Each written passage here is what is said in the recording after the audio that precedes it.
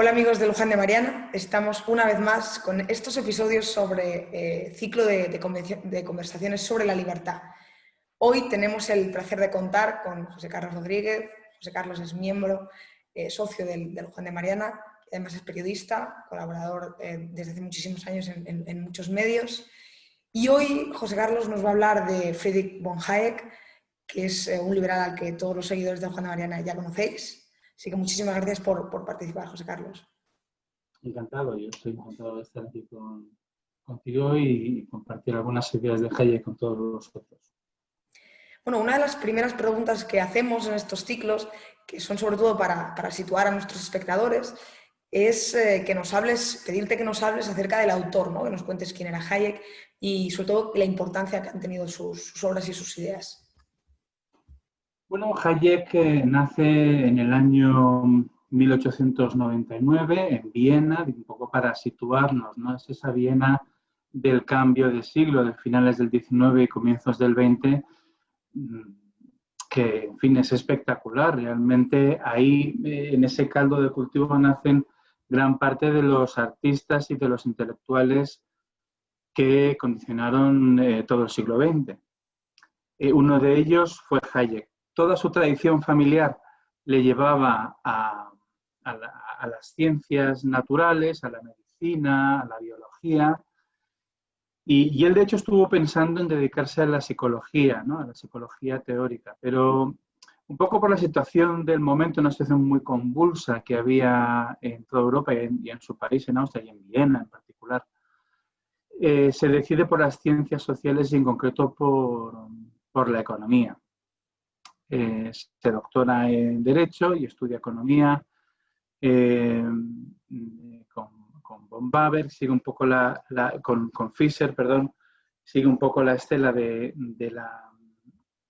la escuela austríaca y acaba recalando en Ludwig von Mises, que fue su gran mentor.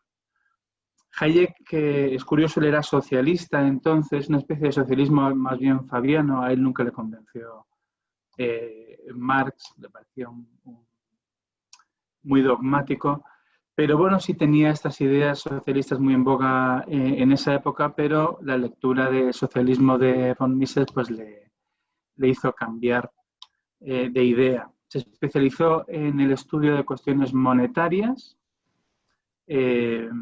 escribió un par de libros sobre esos temas. El segundo es un ciclo de conferencias que dio en la London School of Economics y que se publicaron como Precios y Producción en el año 31 y fue un poco la puerta de entrada en la London School of Economics. Él entró en el año 32, creo recordar, y estuvo ahí un buen tiempo. La verdad es que unos años muy importantes para el desarrollo intelectual de Hayek.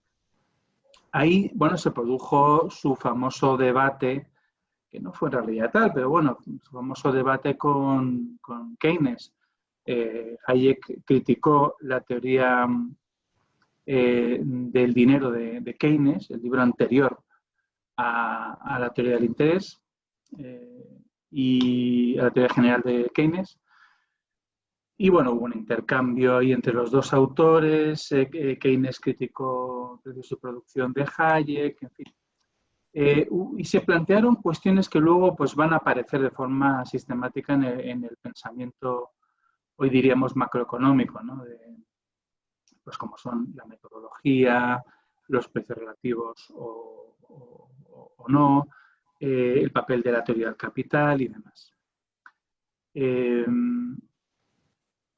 Todo este interés por la teoría económica, su última gran contribución es la teoría pura del capital, del año 41, pero él empieza ya a concebir un proyecto mucho más a largo plazo sobre el uso y el abuso de la razón. Ese proyecto no lo acabaría de terminar, pero ahí están varias de sus obras principales, ¿no? De ese estudio salen varias de sus obras principales. La primera de ellas, del año 44, es Camino de Servidumbre, que es, bueno, un libro que alerta sobre sobre el influjo del totalitarismo en Gran Bretaña y hace una crítica realmente muy importante a la planificación económica. Por otro lado, ya en los años 30, Hayek se mete en el debate sobre la posibilidad o no de una economía socialista. El debate lo había planteado Mises en su artículo del año 1920 y Hayek publica Collectivistic Economic Planning, recogiendo este artículo de Mises y algún otro con alguna aportación también suya. Esto es muy importante para el desarrollo del pensamiento de Hayek porque reflexionando sobre el papel de los precios y de la información, llega a un concepto distinto de lo que es el funcionamiento del mercado.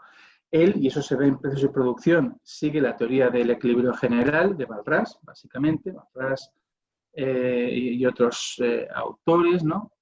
Y a partir de ahí, de la reflexión sobre el socialismo, empieza a pensar que, bueno, no toda la información no está en la mente de todos los actores que condicionan el mercado, y empieza a reflexionar sobre cuáles pueden ser la conclusión, cuáles pueden ser las implicaciones del hecho de que la información relevante para el desarrollo del mercado y en el fondo para la sociedad esté diseminada en la mente, ¿no?, de todos los ciudadanos. Llega al final de la Segunda Guerra Mundial. Él se reencuentra con una antigua novia, deja a la mujer, se casa con su nueva mujer. Eso coincide con un cambio dentro de la London School of Economics, que al final, digamos que no le favorece. También coincide con la avalancha keynesiana, ¿no? Todos sus alumnos se acaban yendo, quitando Ludwig Lackmann, se van todos con Keynes, digamos, y entonces decide cambiar de aires. Sabe que tiene que mantener dos familias, su familia antigua y la nueva, y encuentra acomodo en la Universidad de Chicago. Ahí entra dentro de un programa de pensamiento social. Él ya está trabajando sus ideas, digamos, políticas, ¿no?, de desarrollo de las instituciones más allá de lo que es puramente el ámbito económico, y ahí es donde publica The Constitution of Liberty, ¿no?, Los fundamentos de la libertad, y prepara el terreno para lo que luego será su gran obra, que es Derecho, Legislación y Libertad. Básicamente, lo que descubre Hayek es que la sociedad constituye un orden, pero es un orden espontáneo. Hay dos tipos de orden, dice él: el orden creado, deliberado, ¿no?, diseñado, y los órdenes espontáneos, que se dan mucho en la naturaleza y que también en la sociedad pues, se dan, ¿no? De hecho, la propia sociedad sería un orden espontáneo. En el año 74 le conceden el Premio Nobel de Economía. En ese momento se aumenta el interés por el pensamiento de Hayek, también coincide con un derrumbe, ¿no?, de todo el paradigma keynesiano, y bueno, realmente es uno de los pensadores más importantes de todo el siglo. Decía Hicks que así como los años que van del final de la Segunda Guerra Mundial al año 75 había sido la era de Keynes, pues todo lo que va a partir del año 75 sería la era de Hayek. Y bueno, quizás sea una exageración, pero quizá tampoco tanto. Es decir, es verdad que ha tenido mucha influencia. Bueno, pues la verdad que es súper interesante, y yo creo que estas primeras aproximaciones siempre son graciosas, siempre nos ayudan a situarnos. Y bien, la verdad es que hoy no vamos a hablar tanto de su faceta de economista, sino precisamente de una de las obras que has mencionado, de Constitution of Liberty, que es donde, digamos, entre comillas, sienta las bases de lo que sería para él la cuestión de la libertad. Hayek, y yo creo que en general la escuela austríaca también lo entiende así, define la libertad como ausencia de coacción, ¿no? Pero quizás no queda del todo claro qué entendemos o qué entiende Hayek por coacción. No sé si tú ahí nos podrías elaborar un poco más alrededor de ese concepto hayekiano de la coacción y de la libertad como ausencia de la misma. Claro que sí, aunque yo creo que Hayek, digamos, no remata el trabajo. Él define, comienza su libro, el primer capítulo habla de la libertad, libertad y libertades, y define la libertad como una situación en la que la persona no está sujeta a la coacción derivada de la voluntad arbitraria de otros, ¿no? Entonces, bueno, aquí hay mucha tela que cortar. ¿Qué quiere decir la voluntad arbitraria de otros? Pues una voluntad que no esté sometida a la ley. ¿Por qué? Porque la ley, como la libertad, tiene un carácter negativo y la ley lo que hace es indicar todos esos espacios que están prohibidos, ¿no?, a la acción del hombre. Y están prohibidos porque lo que definen es un espacio de derechos, de los derechos de las personas. Eso es básicamente el pensamiento de Hayek. Ahora bien, ¿a qué se refiere con coacción? Él lo define de esta manera. Dice que coacción es el control, una situación en la que hay un control del entorno de tal manera que la persona, para evitar un mal menor, sigue los planes que sirven a los intereses o a los fines de terceros, no a los suyos propios. Esto es una definición un poco vaga, porque bueno, yo puedo hablar con una persona que tiene sus propios planes y entonces le digo, bueno, pues si tú haces eso, pues entonces yo hago cualquier otra cosa que esté dentro del ámbito de mi propia influencia y la otra persona pues puede cambiar de forma de pensar. No está muy claro qué es la coacción en el pensamiento de Hayek. Yo creo que ahí Murray Rothbard lo resolvió de forma suficiente, diciendo que la coacción es el uso o la amenaza del uso de la violencia física. Ahí ya tenemos una definición mucho más acotada, ¿no? Y muy esencial también, que va a la esencia incluso muy individual, porque la violencia física es una violencia sobre el físico de una persona. O sea que la verdad es que la definición está muy bien. Pero hay una cosa que dice Hayek en The Constitution of Liberty, que está muy bien, y yo creo firmemente en eso, y es que el problema es que para reducir la coacción hay que ejercer la coacción. Entonces, el gran problema político consiste en cómo minimizar la coacción, o sea, cómo llegar a una sociedad en la que esa coacción sea mínima, ¿no? No podemos llegar a plantearnos el objetivo de acabar por completo con ella. Luego, el centro de este capítulo del libro de Hayek lo que hace es definir, o más bien separar lo que es su concepto de libertad, un concepto negativo, ¿no?, como ausencia de coacción, de otras ideas que también se han definido como libertad, pero que son distintas. Por ejemplo, la libertad como el número de opciones. Bueno, pues una persona puede tener muy pocas opciones, en el fondo, o una sola para salir adelante, ¿no?, para sobrevivir, pero eso no quiere decir que no sea libre, porque sigue actuando según su propio criterio. Luego también una idea parecida, ¿no? La libertad como la capacidad de hacer cosas específicas. Pero Hayek dice que no es lo mismo libertad que omnipotencia. Y no es lo mismo ausencia de coacción que ausencia de medios para cumplir tus fines. Son dos conceptos distintos.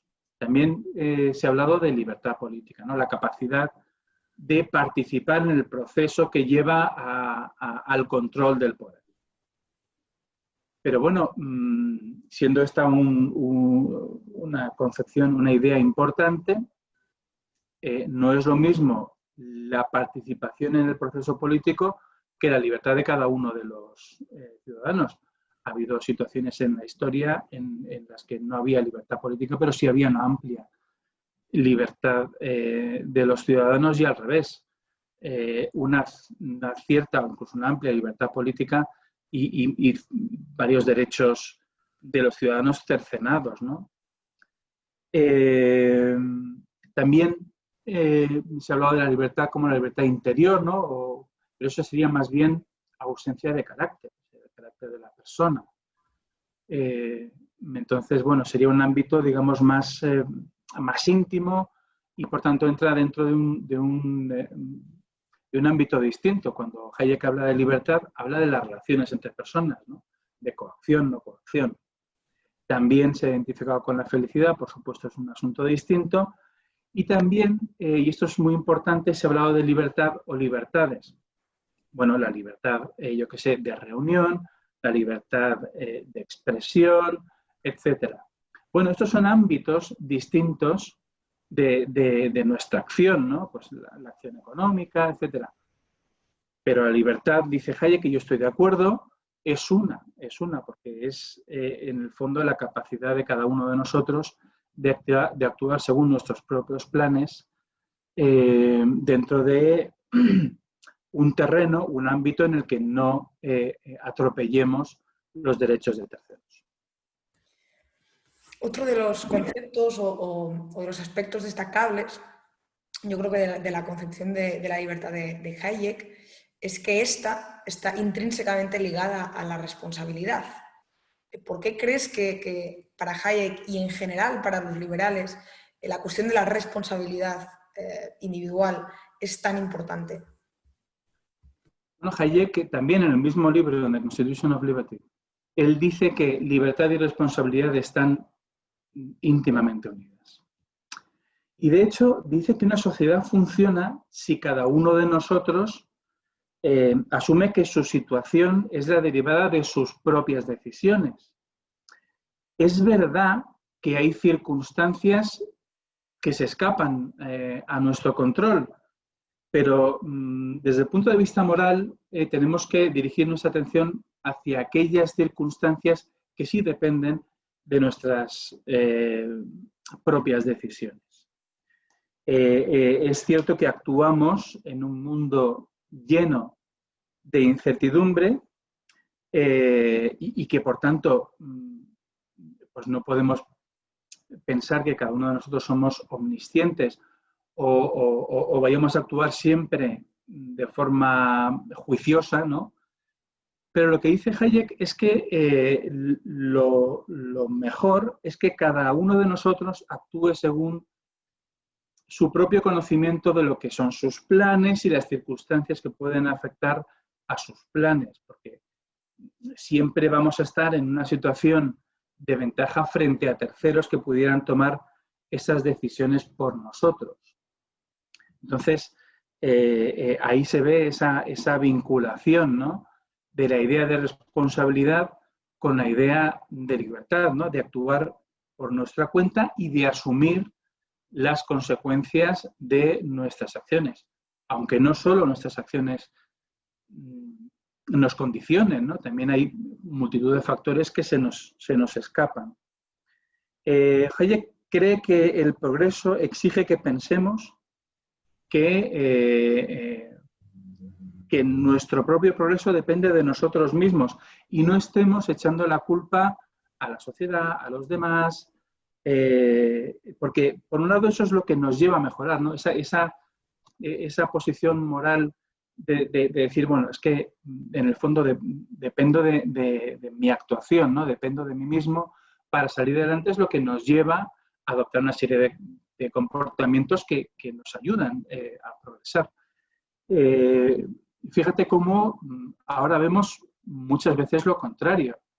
Se produce, yo que sé, un aumento del paro, lo que sea, echamos la culpa a la sociedad, echamos la culpa al gobierno con la idea de que el gobierno tiene que controlarlo absolutamente todo y tiene que decidir cuál es el destino de cada uno de nosotros.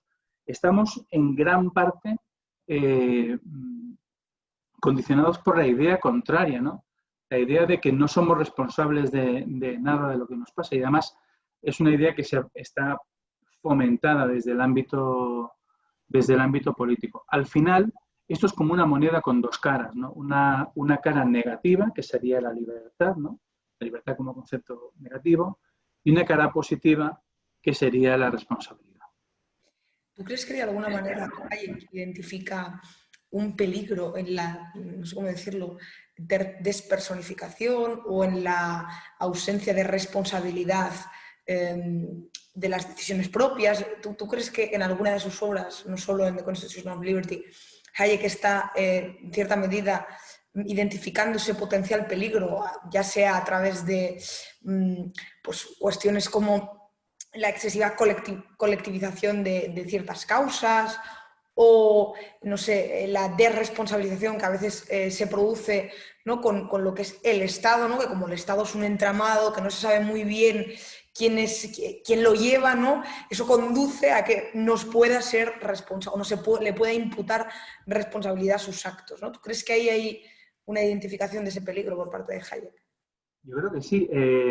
Está esta idea de que se produce cualquier problema, a veces real y a veces, sinceramente, inventado. Los políticos a veces se inventan problemas. Y entonces, enseguida miramos al gobierno y decimos, bueno, ¿y el gobierno qué va a hacer? ¿No? Es decir, siempre tenemos esta idea de que da igual lo que se produzca o el problema que haya, el gobierno tiene que actuar de una determinada manera para remozar ese problema, ¿no? Y muchas veces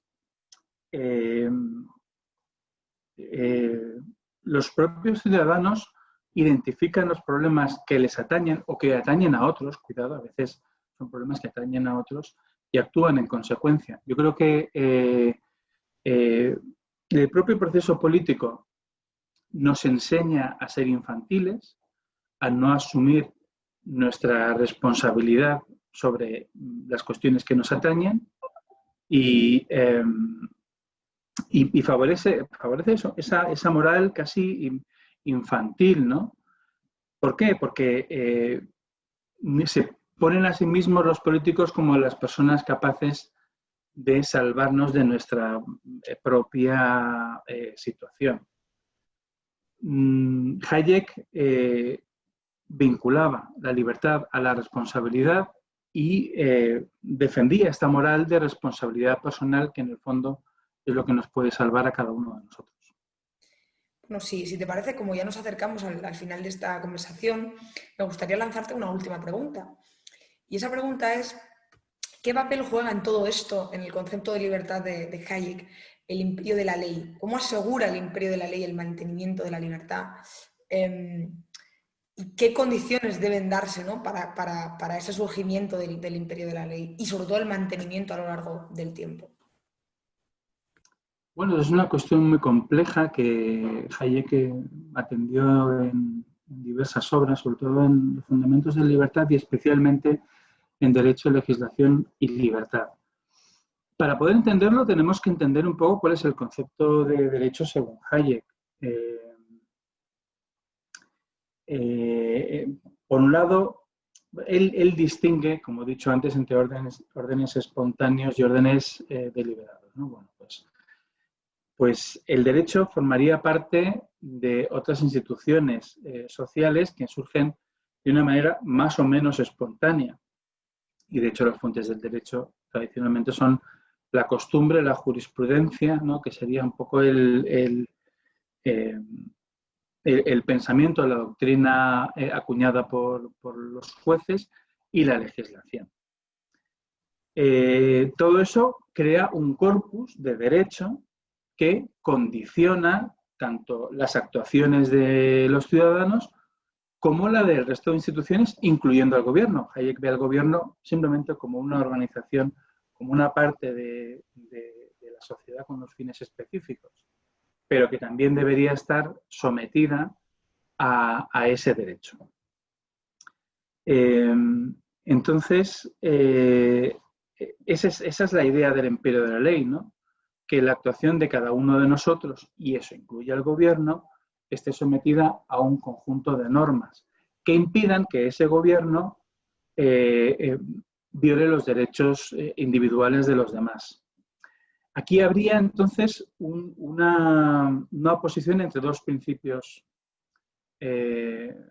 contrapuestos, ¿no? Por un lado, el imperio de la ley, que consiste en la adopción de una serie de normas de tipo general y abstracto que son iguales para todos y que limitan los comportamientos dañinos o lesivos para los derechos de las personas, y por otro lado, digamos, las decisiones, en el caso más extremo, las decisiones de un dictador, ¿no?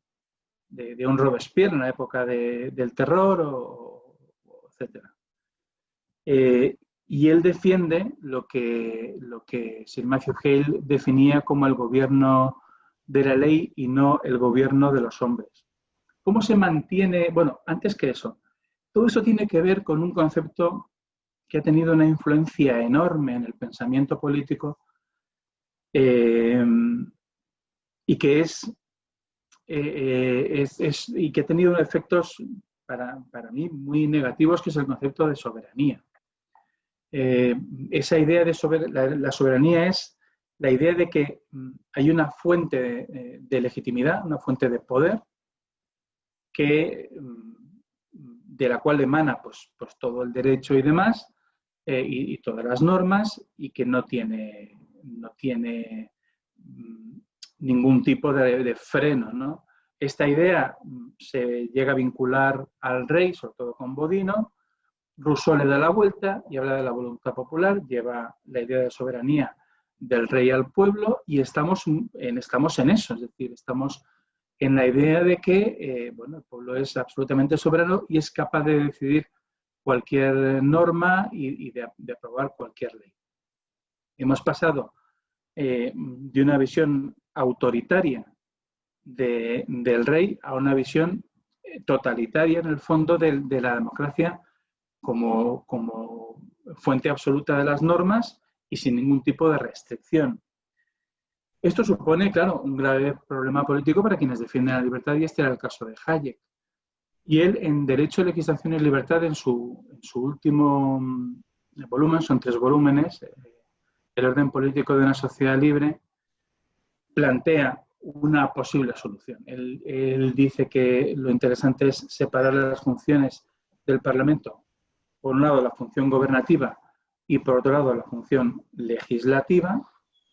La gobernativa se encargaría del funcionamiento, del control del gobierno, básicamente, y la otra estaría separada y su función sería, más que elaborar la ley, digamos, ex novo, partir del derecho que hay y someterlo a un proceso de revisión y de juicio a la luz de las últimas experiencias, de la evolución de la sociedad y demás. Yo creo que es una solución bastante buena. Todavía no se ha puesto en marcha en ningún sitio. Quizá el ejemplo de los Estados Unidos, pues nos puede servir, pero ahí también están mezclados las dos funciones, aunque es verdad que la función puramente gobernativa está más en el lado de la Cámara de Representantes, pero también la elección de los miembros del gobierno recae en el Senado. En fin, las funciones están un poco mezcladas, ¿no? Pero yo creo que esta sería una buena solución para este grave problema político que todavía en realidad no hemos resuelto. Pues nos quedamos con esa idea que nos has mencionado y nada, agradecerte de nuevo la participación. Yo creo que ha sido una conversación muy, muy interesante. Espero que a los espectadores les guste, espero que vean el resto de episodios y continúen siguiéndonos.